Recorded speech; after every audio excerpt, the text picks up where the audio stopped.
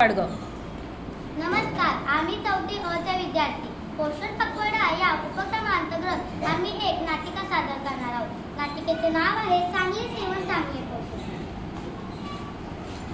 अगं स्वरा, हे काय तू खात आहेस? मी कुरकुरे खात आहे. मला माझ्या मम्मीने 10 रुपये दिले होते, त्याचं मी एक पाकिट आणलं. घे, तू पण खा, आपण दोघे मिळून खाऊ. मी पण चायनीज बॉल आणले, आपण खाऊया, किती मजा येईल ना. अरे, मी सुद्धा कुरकुट आणले, चला आपण सगळी खाऊया.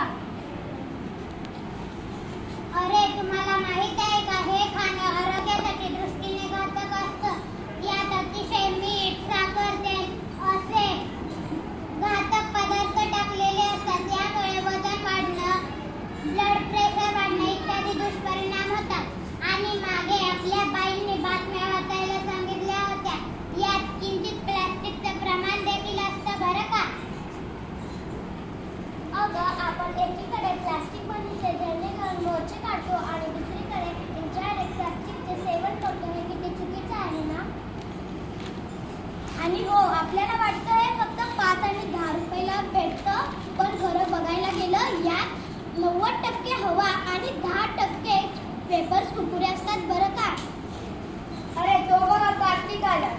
अरे वा, कुरकुरे, चिप्स, त्याच्याबरोबर कोल्ड्रिंक, खूप मजा येईल. त्याला पार्टी करूया.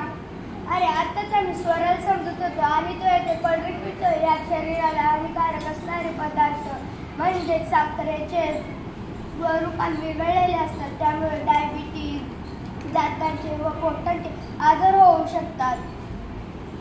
आणि आणखी एक गोष्ट आपण लक्षात ठेवली पाहिजे, यांसारख्या बऱ्याचशा गोष्टी आपल्या शरीराला हानिकारक सूचना अतिशय छोट्या अक्षरात लिहिलेल्या असतात, पण त्या वाचण्याचा आपण कधी प्रयत्नच करत नाही. आणि हो, प्रत्येक पदार्थांवर तो पदार्थ कधीपर्यंत खावावा अशी तारीख देखील लिहिलेली असते, पण याकडे आपण दुर्लक्ष करतो आणि वाचत नाही. बापरे, आज आपण किती छान माहिती मिळाली, पण बाहेरील पदार्थ काळजी करून खायला